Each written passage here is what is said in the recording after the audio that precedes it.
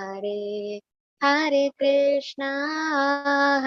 Krishna, Krishna Krishna, Hare Hare, Hare Rama, Hare Rama, Rama Rama, Hare Hare.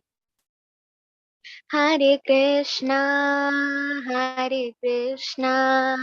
Krishna Krishna, Hare Hare, Hare Rama, Hare Rama, Rama Rama, Hare Hare, Hare Krishna, Krishna Krishna, Hare Hare. Hare Rama, Hare Rama, Rama Rama, Hare Hare, Hare Krishna, Krishna Krishna, Hare Hare, Hare Rama, Hare Rama, Rama Rama, Hare Hare. Hare Krishna, Krishna Krishna, Hare Hare, Hare Rama, Rama Rama, Hare Hare, Hare Krishna, Krishna Krishna, Hare Hare. Hare Rama, Rama Rama, Hare Hare, Hare Krishna, Krishna Krishna, Hare Hare. Hare Rama, Rama Rama, Hare Hare, Hare Krishna, Krishna Krishna, Hare Hare, Hare Rama, Rama Rama, Hare Hare. Hare Krishna, Krishna Krishna, Hare Hare, Hare Rama, Rama Rama, Hare Hare, Hare Krishna, Krishna Krishna, Hare Hare. Hare Rama, Rama Rama, Hare Hare, Hare Krishna, Krishna Krishna, Hare Hare, Hare Rama, Rama Rama, Hare Hare. Jayo Nitai Gauranga Jayo Nitai Gauranga Jayo Nitai Gauranga Jayo Nitai Gauranga Jayo Nitai Gauranga Jayo Nitai Gauranga Jayo Nitai Gauranga Jayo Nitai Gauranga Jayo Nitai Gauranga Jayo Nitai Gauranga Jayo Nitai Gauranga Jayo Nitai Gauranga Jayo Krishna Balaram Jayo Krishna Balaram Jayo Krishna Balaram, Jayo Krishna Balaram, Jayo Srila Prabhupada, Prabhupada, Prabhupada, Prabhupada, Jayo Srila Prabhupada, Jayo Srila Prabhupada, Prabhupada, Prabhupada, Prabhupada, Jayo Srila Prabhupada.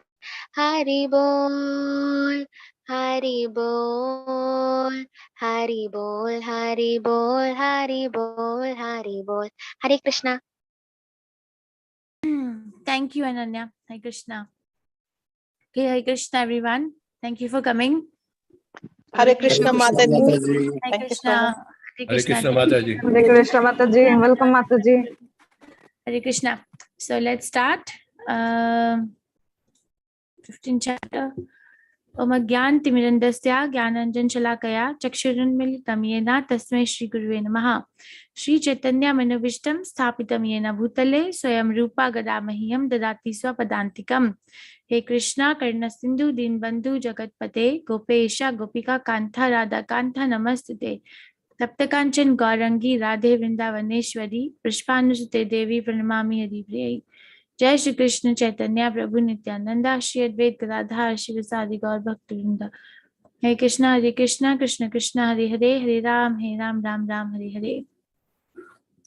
Okay, Purushottam Yoga, chapter's name is Yoga of the Supreme Person.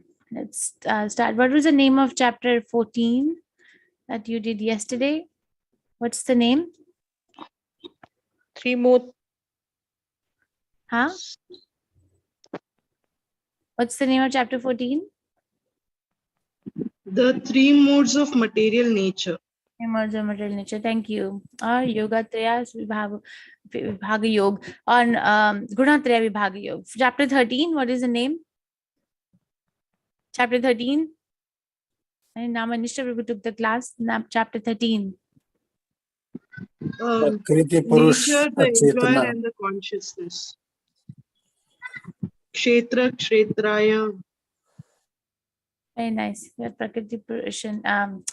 Nature, conscious, nature. Oh Krishna, now I'm. What is the name again? I'm getting confused now. The nature, the consciousness, and the material nature. The enjoyer. Prakriti, Purush and Chetana. Nature, enjoyer and consciousness. The enjoyer, the nature, the enjoyer and consciousness. Okay, very nice. Thank you. Okay, Purushottam Yoga or Yoga of the Supreme Person. Let's pay our obeisances to Shri Radha Govinda before we proceed. This is what you did yesterday, 14th chapter. First third of the chapter describes about conditioning of the modes. There are three modes which act on each and every living entity, not just the human beings, but everything. And then the symptoms of what mode is prominent in what particular personality or living entity. Then actions, and then the death in the modes. So the modes don't leave us. We die in them and then we get another body because of that. And then Krishna in the last third of the chapter teaches how to transcend the mode. Mam chayo abhyavicharena bhakti yogena sevate. Continuing the same thing, Krishna talks about, this is the summary of this chapter, becoming detached from the material world. So this particular chapter teaches how one can become detached from material world and attached to devotional service to the Supreme Personality of Godhead. First 5 verses describe that. And then transmigration of the soul from one body to another from verse 6 to 11. And then Krishna is the maintainer of the gross body, of the subtle body, and of the soul. Then summary of the Vedanta Sutras. Again, the Sambandha Gyan, Abhidheya Gyan, and Prayojan Gyan. In 10th chapter, we did the Chaturshloki Bhagavad Gita. In 15th chapter, we have something called 3 Shloki Bhagavad Gita, verse 16, 17, and 18 of this chapter. This is the beginning. It's very interesting. It has Krishna has used the analogy of a upside down banyan tree. Shri Bhagavanuvacha Urdhvamulam Adoshakham Ashwatham Prahuravyayam Chandam Siyasya Parnani Yastam Vedasa Vedavet. The Supreme Personality of Godhead said, it is said that there is an imperishable banyan tree that has its roots upward and its branches down, whose leaves are the Vedic hymns. One who knows this tree is a knower of the Vedas. So the root of this tree is upward and the branches are downwards, and the leaves of this tree represent the Vedic hymns. Means one who knows this tree is a knower of the Vedas. Basically, Krishna is comparing this material world to an upside down banyan tree. If you have ever seen a banyan tree has roots embedded in the ground, right? And then there's a branch and then so many subsidiary branches and roots, and it's very dense. But he is comparing it to upside down because the root of origin is Brahma, from Brahma Lok. And then comes the upper branches, the lower branches, which we'll talk about. Each and every part of this banyan tree represents what in this particular material world. It's an analogy used by the Supreme Personality of Godhead. in this particular verse, the leaves are compared to the Vedic hymns. Okay, so by following the Vedic hymns, one can go through the 4 processes of religiosity, economic development, sense gratification, and liberation, or dharma, artha, kama, moksha, right? These fruits of this tree represents that. So this is again a symbolic representation. So there is a material world. Spiritual world. Spiritual world's reflection is perverted in the material world as is upside down banyan tree. The question that arises is that the reflection of, have you ever had an experience of an upside down tree in your life?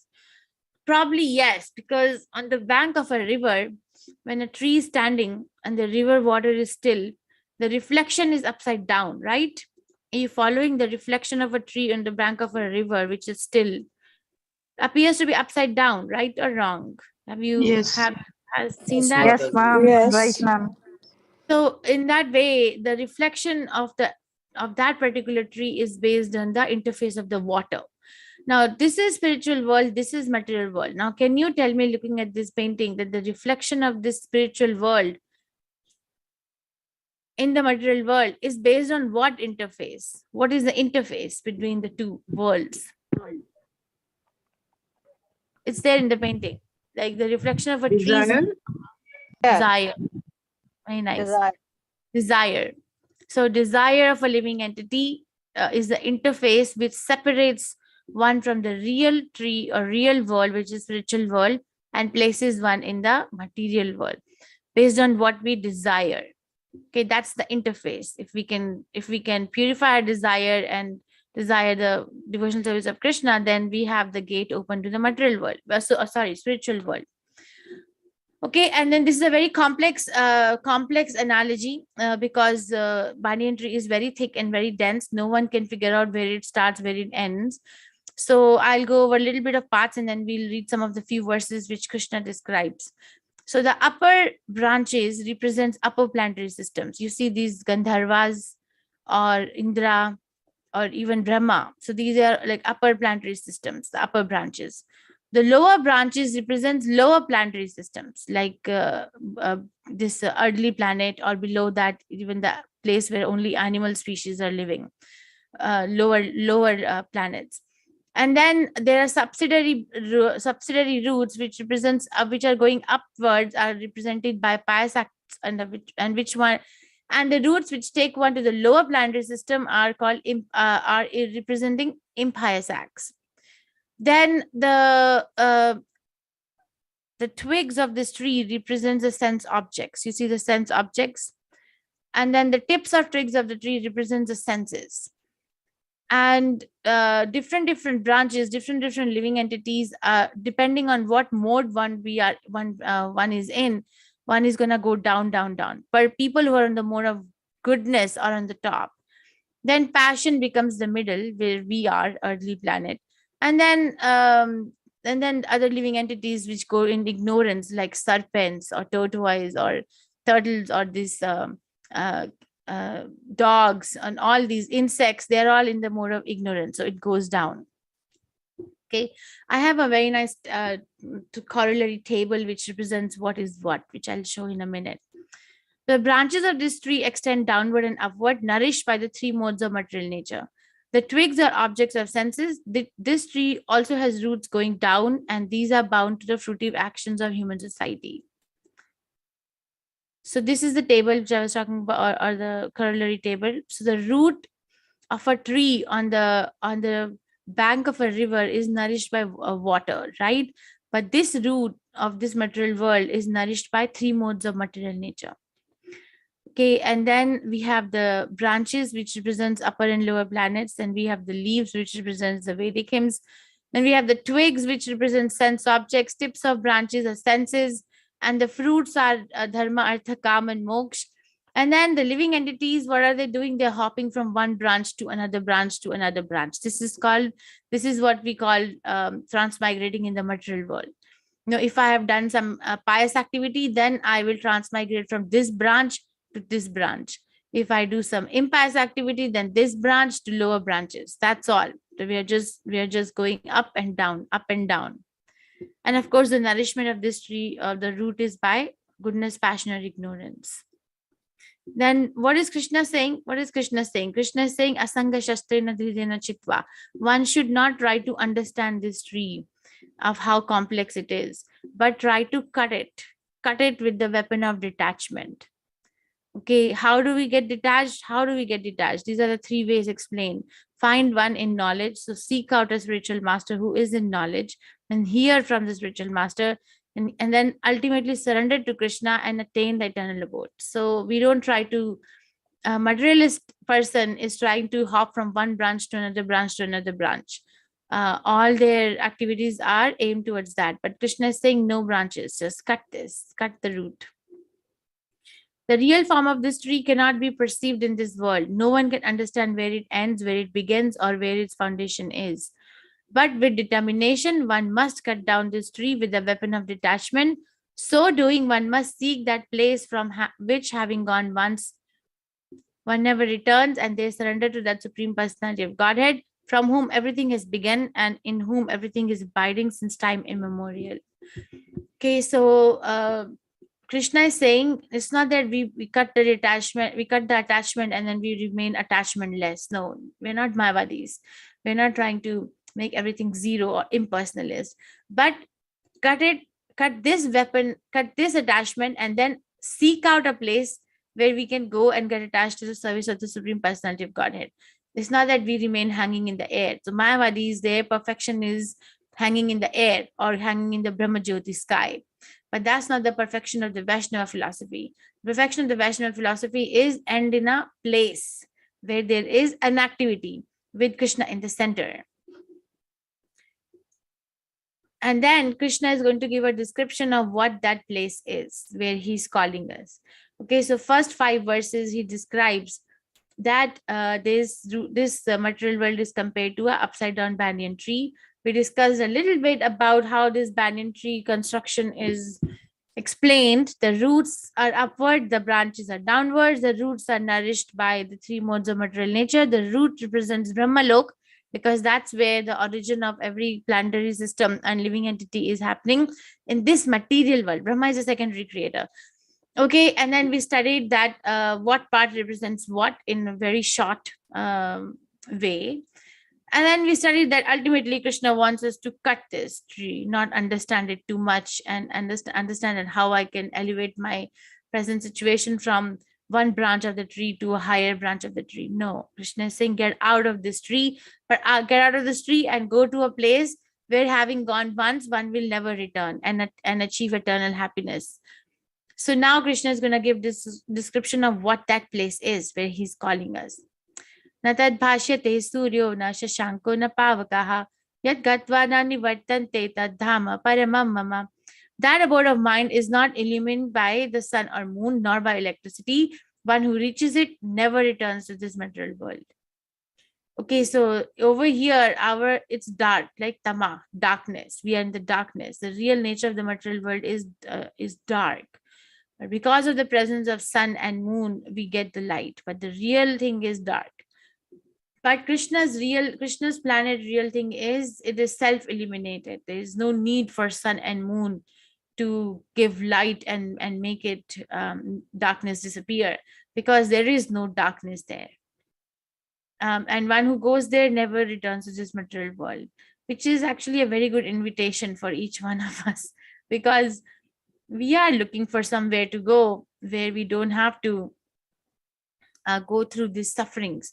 Is there anyone in this class who would like to rather stay in a place where there is so much suffering, and suffering of people are not getting along with each other, and then I have some bodily discomfort or mental discomfort, or the other living entities are always inflicting damage on each other?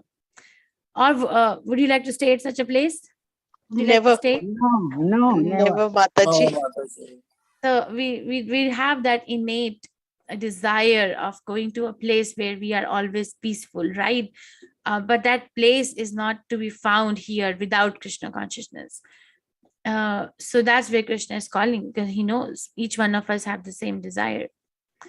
And this is a very nice verse of this chapter. Mamevansho jiva loke jiva bhuta sanatanaha mana ashashte indriyani prakarte sthani karshati. So this is a verse which Prabhupada gives a very good and big elaborate purport. There's so many points to be learned, but I'll try to say. So Krishna is saying, Mam eva ansha. Mam means mine. Eva ansha. So my part and parcel. Ansha means part and parcel. Jiva loke. So who is my part and parcel? The jiva or the soul. And jiva bhuta sanatanaha. And this soul is eternal. And it is eternally my part and parcel. It's not that it has become separated from me only because it has come to material world. No, the soul always remains eternally fragmented, part and parcel of the Supreme Personality of Godhead. Now, Mayavadis don't understand this. They think that the soul acquires a body when it comes to material world, and when the soul leaves the body, then it becomes one with other souls. So there is no individuality. But that's not the reality. Now tell me, a mother gives birth to 10 children. Okay, now they have come, we can say that the children have come from the body of the mother, but were the children ever one with the body of the mother, or were they always separate personalities, separate identity? Separate identity, right? They were, even when the mother was pregnant with the child, they were still separate. That way the child had its own heart, own kidneys, own set of functionality, right? Are you understanding or not? I'm trying to explain. Yes, Mataji. Yes, it's clear, ma'am. Okay, so it's a very important thing to understand. Thank you. So that similarly, Krishna created the soul. But the soul never goes back and becomes one with Krishna. It always remains a separate individual because that individuality is given by Krishna. It says, and Jiva Mam Eva Ansha, eternally fragmented personality. And then in the next line, it says, Mana Shashta Indriyani. So it's Prakriti Sthani Karshati. Karshati means struggle. So he says, but this soul, this Jiva, is struggling in the material world with the six senses, Shashta Indriyani, six senses, which includes the mind. Mana is mind is a sixth sense here.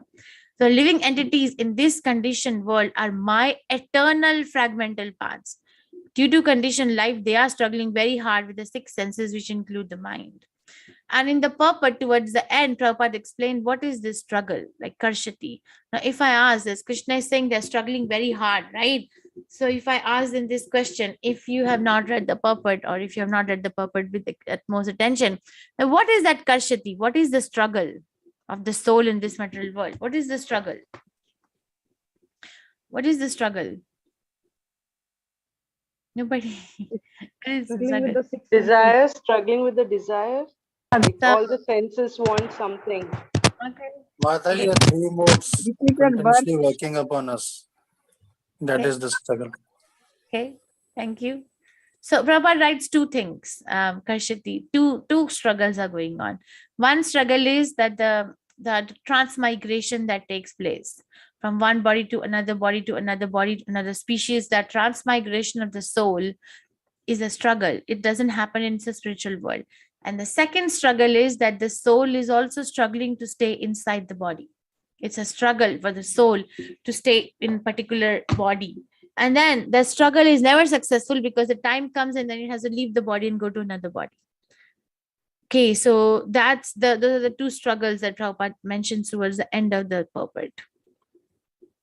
Okay, so far we are reading that Krishna is inviting us to go to his planet, which is self-illuminated and which is eternal, and one who goes there never comes back.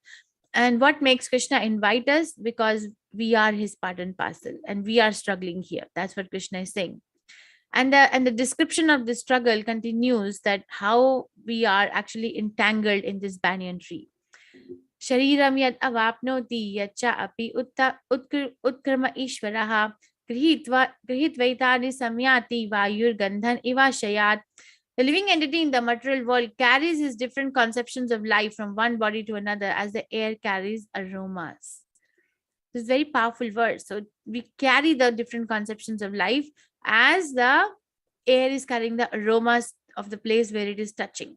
So the thing is, what is that conception? The conception that Prabhupada explains is that, let's say that a soul is in the body of a dog.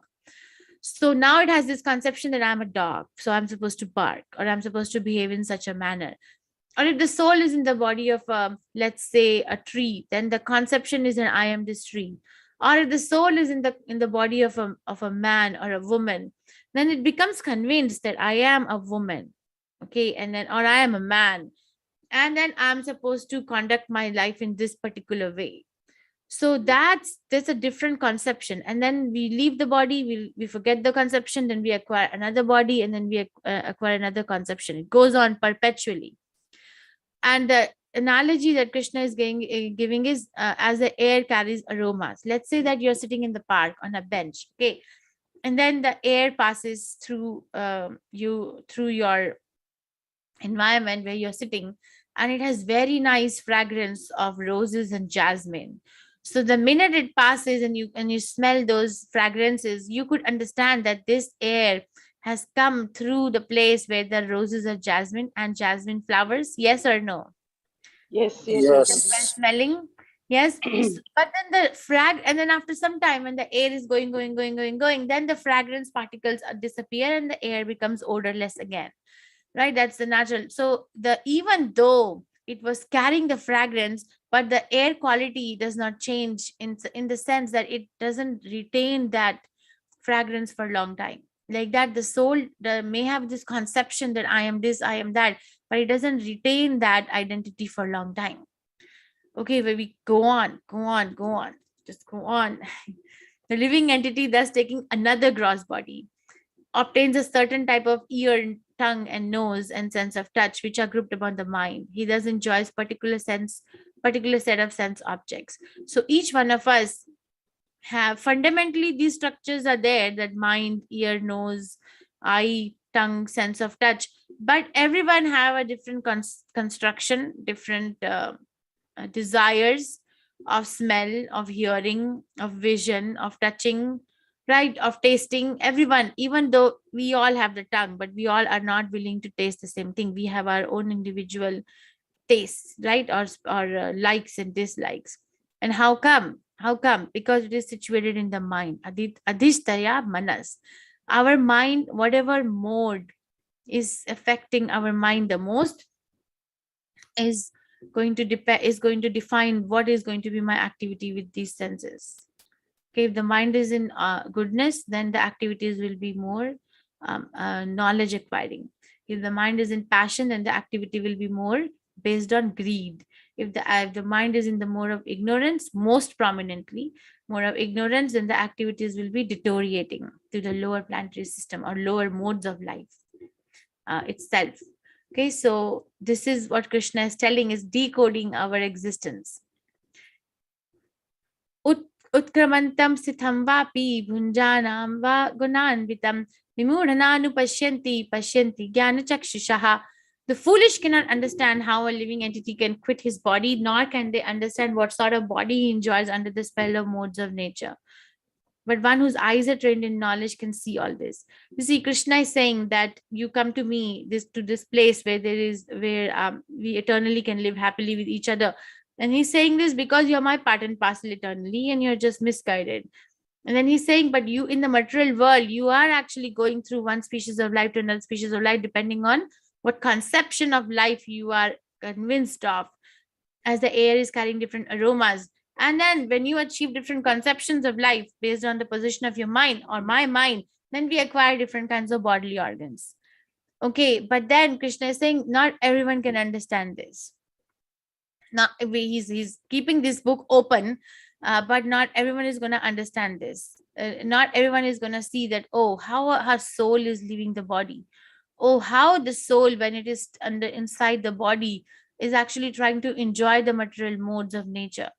But who can see? A person who's in knowledge. You see, if this particular fellow, his car is broken down, he can't see what's happening. But there's a mechanic who can seamlessly see what's happening because the eyes are in knowledge. Jnana chakshushaha. Okay, so that knowledge, Om Agyan Timirandasya Jnananjan Chalakaya, right? Prabhupada's Pranati, we say that I was born in the darkest of ignorance, Tama. Om Agyan Timirandasya. So Gyananjan Chalakaya, but you gave me the eyes of vision or knowledge through which I can see who I am.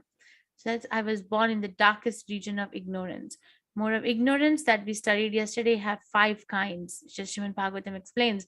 And the darkest kind is tama. Okay, so a living entity is born like that. But because of its practice of Krishna consciousness, mercy, and the association of the devotees and spiritual master, one can become knowledgeable. One doesn't have to die in ignorance if they are born in ignorance. Okay, but who can see the Gyan Chakshusha, whose eyes are trained in knowledge? The endeavoring transcendentalist who is situated in self-realization can see all this clearly. But those who are not situated in self-realization cannot see what is happening or what is taking place, though they may try to. They may try to. Now, Namanishra Prabhu gives example of this, Shamshan Vairagya. Say, you see, if somebody goes to the Shamshan Ghat or the cremation ground on the death of somebody, it could be somebody, the relative or friends or acquaintance or whatever, right? Somebody has left their body and then they go to attend the cremation ceremony. So at that moment, everybody's mind is filled with this conception of detachment, that this is going to happen to me too. This world is so entangling. You see, the reality is this is the reality of life. So person becomes very much like for that moment very much into attracted to this conception of detachment and reality of life. When they come home, because they are not fixed in the devotional service, because they are not trying to be Krishna conscious, then they are contemplating it for few days, few hours, or whatever the case may be, and then one day comes and says, it is too much, this is too much for me, and you turn on the TV and have a cup of tea. Right or wrong? This is what Right, happens. Mataji. So you see, so that person who is not situated in self-realization cannot see what is taking place, though they may try to. They're trying, but they actually cannot see and cannot remain fixed because they are not endeavoring transcendentalist, not situated in self-realization. Very important, because it is my own life here. I guess it's happening to everyone. Okay. And then from verse 12, Krishna explains that how he is maintaining our gross body, our subtle body, and then our soul. He explains that even because he says eternally you're my part and parcel. So even if I go to Krishna in Goloka Vrindavan, Krishna will still maintain me there. He still remains the maintainer and I still remain maintained. And in the material world, Krishna is still maintaining me and I'm still maintained. So that's what he's talking about now from verse 12. The splendor of the moon, which dissipates the darkness of this whole world, comes from me. The splendor of the sun, which dissipates the darkness of this whole world, comes from me. And the splendor of the moon and splendor of fire are also from me. Okay, so we need sun because it gives us light and it also gives us fire. And moon, Prabhupada said in this verse, in the purport, if somebody can do the research, the moon gives the taste to all the vegetables. And the fire is, of course, needed for cooking and also for digestion. So everything is coming from Krishna. So he's maintaining our gross body like that. Kam avishya cha bhutani dharya yami aham ojasa pushnami chaushadhi sarva soma bhutva rasatmakaha. I enter into each planet and by my energy they stay in the orbit. Like Gam avishya cha bhutani dharya yami aham ojasa. So the materialist, the scientist, the astronomers, the NASA organization in United States, everyone is trying to figure out what laws are governing the movement of these planets in the air. Basically, they're so big, heavy places, but they are just hanging in the air. And then they give this law of gravity or this law or that law, right? But Krishna is giving a very easy answer to all the questions, that I enter into each planet.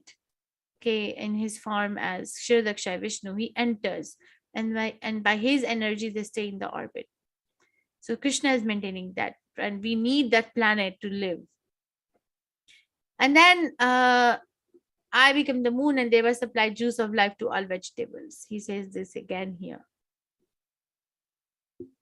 Sorry. So still we're talking about the gross body, how Krishna is maintaining our gross body that we have. And then he says, I become the the fire that digests the food. Aham Vaishvanaro Bhutva Praninam Deham Ashritaha Pranapana Samayukta Pachami Annam Chaturvidham. I am the fire of digestion in every body, and I am the air of life, outgoing and incoming, by which I digest the 4 kinds of foodstuff. So we need fire for digestion in our body. According to the Ayurvedic science, if somebody has indigestion, that means that their fire in the stomach is weak. So they ignite the fire according to the Ayurvedic medicine. Okay, so that helps to digest. And also what helps to digest is the air of life are ingoing and outgoing. So, have you seen or have you heard that in India, in the villages, when the ladies are cooking in the kitchen, they are trying to ignite the fire in the twigs, dry twigs or branches of the tree, and then they're trying to spark the fire, and they're also fanning it at the same time. Have you seen that? Fanning with a cardboard or with a Yes, Yes, a pipe Mataji. or something like that. right? So they're trying to ignite, and then the air is needed to actually actually enhance the spark of the fire. So like that, this air that we are breathing in going in inhalation or exhalation, the every breath that we are taking is also helping us to ignite this fire of digestion in our stomach. And Krishna is doing that for us. Krishna is doing it because of Krishna's energy. And then there are 4 kinds of foodstuffs. Who would have thought that we have 4 kinds of foodstuff, right? Some are licked, some are chewed, some are swallowed, and some are sucked. So these are the 4 kinds of foodstuff that actually we all eat. Krishna knows the things that we don't even think about. So that way, till 12, 13, and 14, he talks about how he maintains our gross body.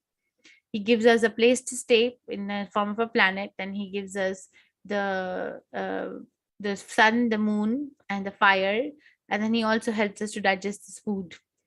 And then now he's going to tell us how he maintains our subtle body, which is the mind, and how he maintains our soul. Sarvasta chaham hridi sannivishtu matta smritir jnanamapohanam cha vedesha sarver ahameva vedyo vedanta kritveda vitteva chaham. So sarvasta chaham hridi sannivishtu. I am seated in everyone's heart. So very big question of where is God sitting in our heart, in our body? He's saying, I'm sitting in everyone's heart. And from me comes remembrance, knowledge, and forgetfulness. Matta, smritir, jnanam, apohanam cha. So I give smriti. Smriti means remembrance, which Namanesh Prabhu explained to us one time. The remembrance means that I know something, but I've forgotten about it.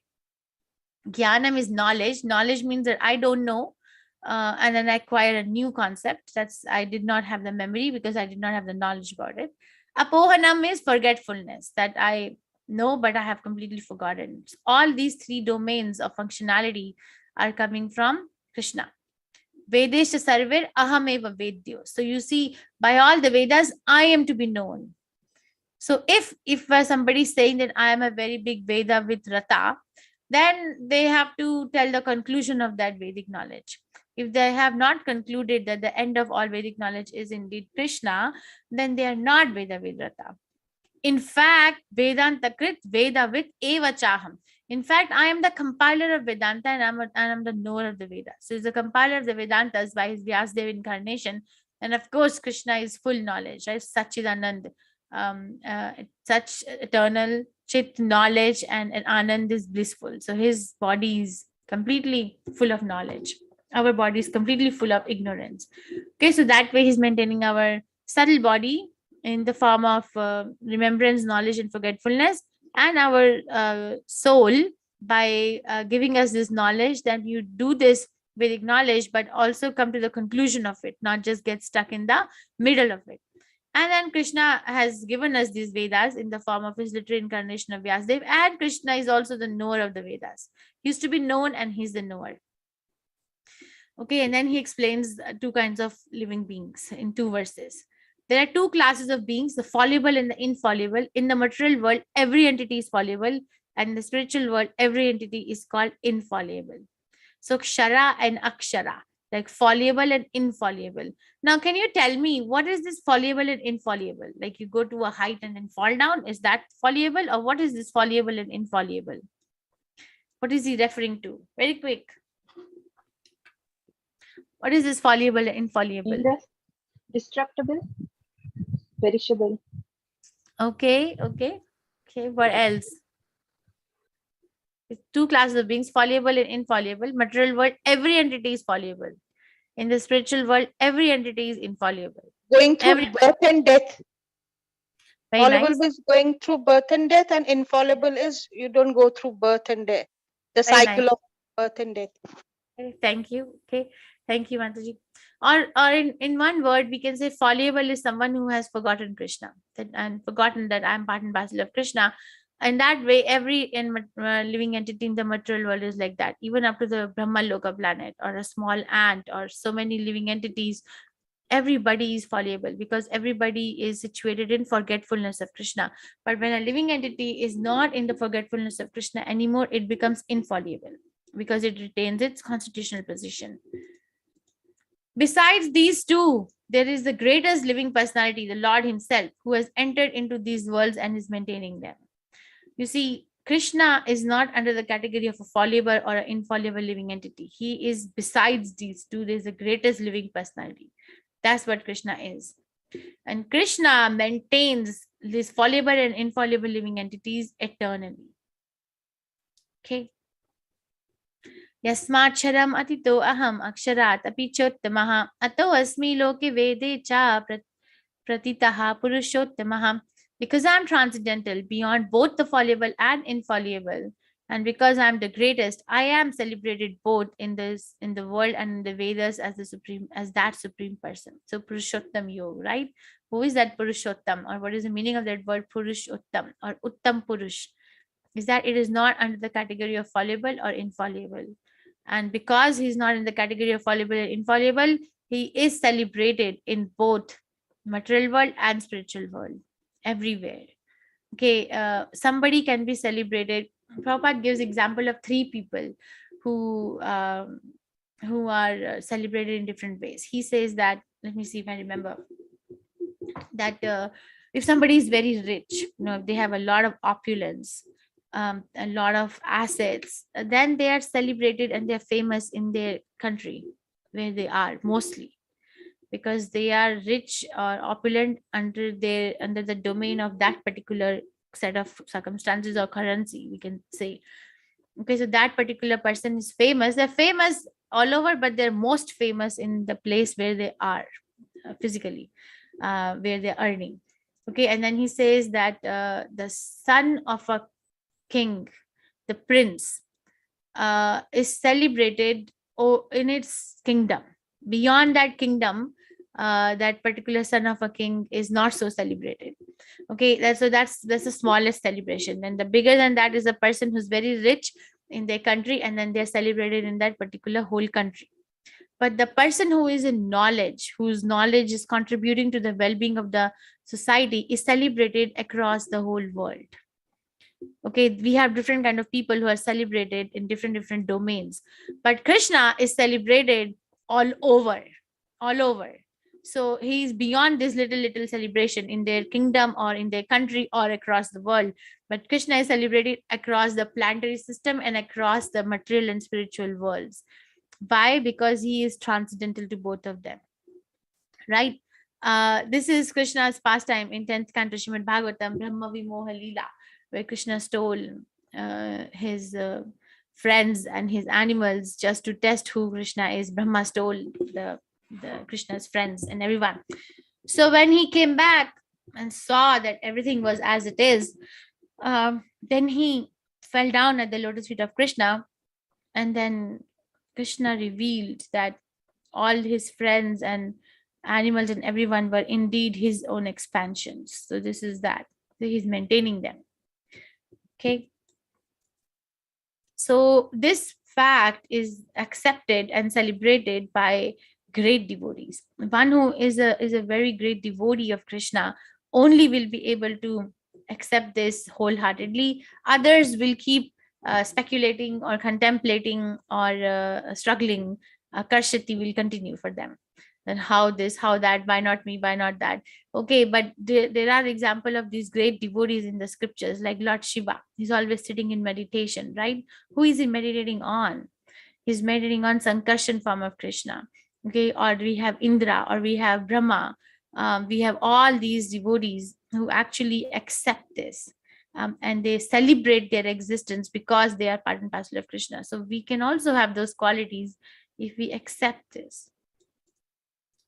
See, Brahma, whenever he has problem, he goes to Vishnu. Lord Shiva explains about Krishna so many times in Srimad Bhagavatam. He comes in fourth canto, where he's instructing the sons of Prajapati. Then he comes in sixth canto, where he's instructing Mother Saraswati about who Vritasura is and pastime of Chitraketu. Then he comes again in eighth canto, where he's explaining the pastimes of Krishna to his wife.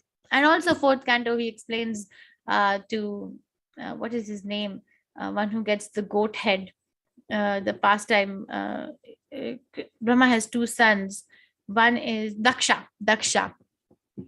Okay, and then in ninth canto, Lord Shiva also explains pastimes of Lord Ram to his wife. So they are accepting. So yo mam evam asumuddho to janati purushottamam sa sarvavid bhajati mam sarva bhavena bharata. Whoever knows me as a Supreme Personality of Godhead without doubting is to be understood as a knower of everything, and he therefore engages himself in full devotional service, O son of Bharat. You see, this verse tells us about the knowledge and application of knowledge. So knowledge is one who has completely understood that Krishna is indeed the knower of everything. Then what is the application of knowledge? The activity will be seen that they are engaged in full devotional service. There is no reservation as to I will only do 20% and 80% I will do sense gratification. No. Okay, we have examples of such devotees. This is the most confidential part of the Vedic scripture. What is the most confidential part? The engagement in devotional service of Krishna. Engagement, how we engage. O sinless one, and it is disclosed now by me. Whoever understands this will become wise and his endeavors will know perfection. So there's a lot of benedictions, right? So if we understand this, we become wise and our endeavors will know perfection because it will end in service to the Supreme Personality of Godhead. So Prabhupada writes in the purport of this that we have blockers in our life that actually prevent or inhibit us from going ahead in devotional service, and they are arising because of the weakness of the heart. Prabhupada writes in the last paragraph of the purport. So first weakness of the heart is that we want to enjoy separate from Krishna.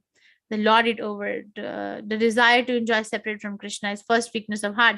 The second weakness of heart is, which leads to so many different lifespans and lifetimes that we go through and circumstances, is that I want to enjoy the material. I want to get separated from Krishna, and I also want to enjoy the material world to the best of my ability. Exploit the material. This is called exploitation. You see, we are doing it to material nature. We are cutting the trees down so that we can build big mansions, right? We are drying up the rivers. We are trying to build nuclear weapons. We are trying to make our life more and more complicated by buying and capitalistic market world that we live in, where even if nobody has a desire, but every day, these different gadgets are coming in the market because of the exploitation tendency. And the gadgets that we don't use anymore, we think it is out of sight, out of mind. But let's say I have a friend, and she's a devotee. Her husband is a PhD in material science. So he was telling us one day, you see, you have this phone, right? You have the phone. Now this phone, people want to go on changing the phone every couple of years. So they throw away the old phone. But where does this phone end up? The one that they threw away, it ends up in the ocean, and it is causing damage, poisoning in the ocean. So we are exploiting the material nature. And then we get the reaction to this exploitation, that material nature takes the things away from us. There is shortage of everything everywhere, right? You see the Sri Lanka, for example, is going through this national shortage of petrol, because of which economy is impacted. What are we all are facing this COVID pandemic? and it hit everyone so hard, everyone across the globe. Why? Because we are exploiting the material modes, material nature. We are not respecting Mother Bhumi or the Mother Nature. And how do we respect? By taking its offerings and giving it to Krishna. So for Krishna, I'll do it. Okay. Okay, so it's a very nice chapter. This is the last verse. So Krishna explains this material world as, now you can tell me what is the analogy that Krishna gave. Material world as upside down. Banyan tree. Banyan tree. Very nice. So first 5 verses, Krishna explains the intricacies of the banyan tree, and in the 5th verse he writes, Asanga shastrena dhridena chitva. Cut it. Shastra, like asanga. Sanga means attachment. Asanga means detachment. So become detached. Shastrena. Shastra means weapon. Dhridena chitva. With firm determination, cut this attachment and become attached to Krishna consciousness. Not like we become attachment less, not like that. Then Krishna says, if we're not going to do it, then this is our destiny, transmigration. 6 to 11 verse. Pashyanti Jnana Chakshusha, where we studied the example of the air carrying the different kinds of aromas. We carry different concepts of life. Then Krishna explains, I am the eternal maintainer. I am maintaining everyone. He's maintaining our gross body, our subtle body, and our soul. So verse 12 to 15. Vedescha sarver aham vedyo. In summary of Vedanta Sutra, that our association with Krishna is that we are maintained and Krishna is the maintainer. So that's sambandha, or that's relationship. Abhidaya means that one who understands this is going to engage in my devotional service. So that's activity in that relationship. Prayojan is the goal, and the goal is that, okay, one who is engaged in that pure devotional service is going to go to Krishna. That's the goal. Iti guhya tamam shastram. So guhya tamam, this is the most confidential part, that devotional service to Krishna. Okay. I don't have the video today, but we can take some questions if you have some questions. Do you have some questions? And let me see if I think I have a question for all of you. If you have a question, you can write in the chat, or please raise your hand, and if you can solve these questions for me. What is the tree of the material world situated on? Brahma's head, earth, Indra, material desire. Who is the knower of everything? One who knows Krishna as the Supreme Personality of Godhead and engages himself in his service. One who offers his obeisances to the Lord, who can chant all the Vedic hymns, all of the above. I don't.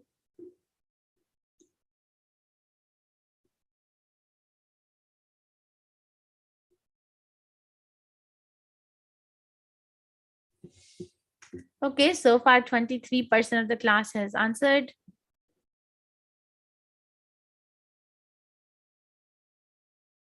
Hmm, 38% of the class has answered.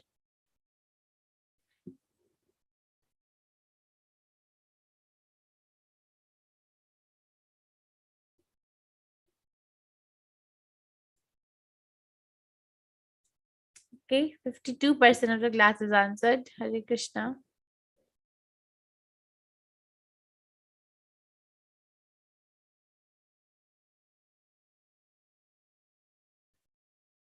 All right, so I will give like maybe 10 more seconds. 61% of the class is answered.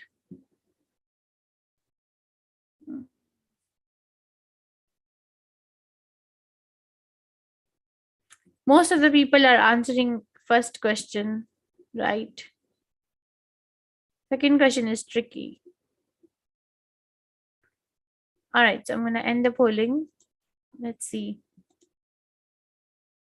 These are the results. What is the tree of the material world situated on? It is situated, the interface is material desire, not Brahma's head or earth. It's the interface is the material desire situated. The reflection is situated on the desire platform. Okay, who's the knower of everything? The answer is one, not all of the above. Okay, one who can, I said that when we were discussing the chapter, that one can call themselves as Veda Vedrata or knower of the Vedas, but if they don't know Krishna, then their knowledge is incomplete. So one may chant Vedic hymns, but that doesn't mean that they understand Krishna. So that's not the knower of everything. One who offers his obeisance to the Lord. So Yes, everyone can offer obeisance to the Lord. That's glorious anyway. But it doesn't mean that they are knower of everything. Okay, because they may go and offer obeisances to demigods also, or to yakshas, or to pitras, or something like that. Okay. Any questions? Thank you for your participation. It's mobile in the ocean, ma'am. Mataji, what is your question? Ayushi Saraf, Mataji, what are you saying? Can you please unmute and tell me? Hare Krishna, Mataji. Mataji, you were explaining something regarding ocean and you were showing example through your mobile phone. What was that? I was just giving example of exploitation of two weaknesses of the heart that Prabhupada explains in the purport of 20th verse. First weakness is I want to get separated from Krishna. Second weakness is that I want to enjoy this material world. So I was giving example of how we enjoy. We are not enjoying, we are exploiting the material world. And that was just an example to say that how we are exploiting. We are exploiting. We cannot say, oh, I have not done anything wrong. So as innocent as it looks that, okay, I want to change a phone. So if you change phone and you throw away the old phone, where does it end up? It ends up in the ocean, and it poisons the water and living entities in the ocean. So we are exploiting and causing this damage. That was the example. Okay, I don't see any questions. Okay, then thank you very much. Tomorrow, I think Harshita will take class. I will see everyone at some point in this week. Hope everyone is doing the quizzes and able to go through the process. Are you able to give the quizzes? Yes, Mataji. Mataji. Okay. Thank you. Okay, thank you everyone. Panchakalpatarubhyascha kripasindhubhya eva cha patitanam pavanebhyo vaishnavebhyo namo namaha. Ananta Koti Vaishnav Vrinda ki jai. Shri Prabhupada ki jai. Hare Krishna.